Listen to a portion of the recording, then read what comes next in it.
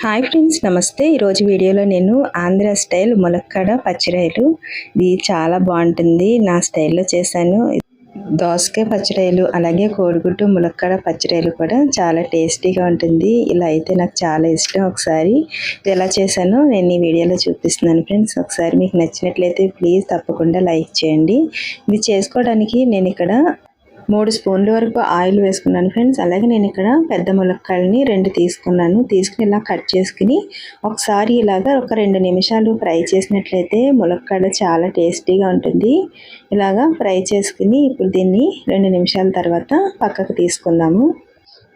ఇలా వీటన్నిటిని ఒక ప్లేట్లోకి ఇలా తీసుకోండి. ఇలా 2 నిమిషాలు ఫ్రై అయితే సరిపోతుంది. ఇప్పుడు నేను ఇక్కడ ఒక అర కేజీ పచ్చిరొయ్యల్ని ఇలాగా మనం ఒలిచినట్టయితే ఇలా 1/2 కేజీ అవుతుంది కదా. మంచిగా క్లీన్ చేసుకున్న తర్వాత అదే ఆయిల్లో వేసుకోవాలి. ఆ చిన్న క్లిప్ మిస్ అయింది ఫ్రెండ్స్. అలాగే సాల్ట్, పసుపు వేసుకుని ఇలాగా ఆయిల్లో ఇలా ఫ్రై చేసుకోవాలి. ఇందులో నుంచి వచ్చిన వాటర్ అంతా అయిపోయే వరకు ఇలాగా ఫ్రై చేసుకోవాలి. ఇలా ఫ్రై చేసుకోవడం వల్ల రొయ్యలు అనేవి మంచిగా కొంచెం తినేటప్పుడు కొంచెం గట్టిగా అలా చాలా బాగుంటుంది. ఇలా ఒకసారి ఫ్రై చేసుకుని ఇందులో ఉన్న వాటర్ అయిపోయే వరకు ఫ్రై చేసుకోండి. చూడండి, ఇదంతటిని ఇలాగా తీసేసుకున్నాను. ఇలా తీసుకున్న తర్వాత అదే ఆయిల్లో కొంచెం కరివేపాకు, అలాగే ఒక 4 పచ్చిమిర్చి, 1 స్పూన్ వరకు అల్లం వెల్లుల్లి పేస్ట్ వేసుకోండి.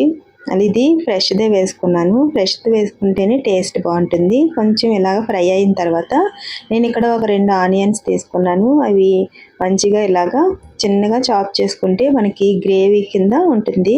అలాగే వీటిని బ్రౌన్ కలర్ వచ్చే వరకు ఇలాగా మనం ఉడికించుకోవాలి. చూడండి, ఇలా ఉండాలి. ఆనియన్స్ మంచిగా మగ్గినాయి కదా. ఇప్పుడు దీంట్లో నేను ఒక 2 టమాటాస్ని మిక్సీలో వేసుకుని ఇలాగా ప్యూరీ చేసుకున్నాను. ఇప్పుడు దీన్ని ఇందులో వేసుకుని ఒకసారి ఇందులో ఉన్న వాటర్ అంతా పోయే వరకు ఒకసారి టమాటాని కూడా ఇలాగా ఉడికించుకోవాలి. ఇలా ఉడికిన తర్వాత ఇప్పుడు మనము చూడండి, మనం ఫ్రై చేసి పెట్టుకున్న ములక్కాడలు అలాగే రొయ్యలు ఉన్నాయి కదా, వాటిని కూడా ఇందులో వేసుకోండి. ఇలా వేసుకుని వీటిని కూడా ఒకసారి ఇలాగా కలుపుకోవాలి. ఇలా కలుపుకున్న తర్వాత ఒక 2 నుంచి 3 నిమిషాలు ఇలాగ ఉడికించుకోవాలి. ఇలా ఉడికించుకోవడం వల్ల పులుపు అనేది ఇటు పడుతుంది. అలాగే 1 స్పూన్నర వరకు కారం వేసుకోండి.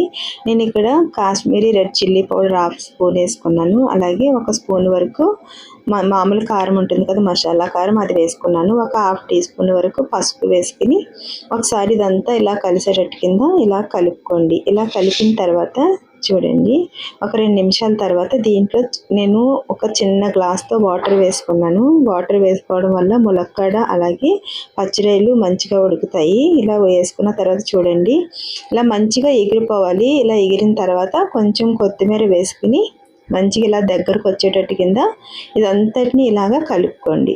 చూసారు కదా ఫ్రెండ్స్, ఆంధ్ర స్టైల్ ములక్కాడ పచ్చిరొయ్యలు మీకు నచ్చినట్లయితే, అలాగే మొదటిసారి చూస్తున్నట్లయితే కనుక ప్లీజ్ సబ్స్క్రైబ్ చేసుకోండి. అలాగే మన ఛానల్లో ఇన్స్టెంట్ బ్రేక్ఫాస్ట్లు అలాగే స్నాక్ రెసిపీస్ కూడా చాలా ఉన్నాయి. ఒకసారి చెక్ చేయండి. Okay friends, thanks for watching.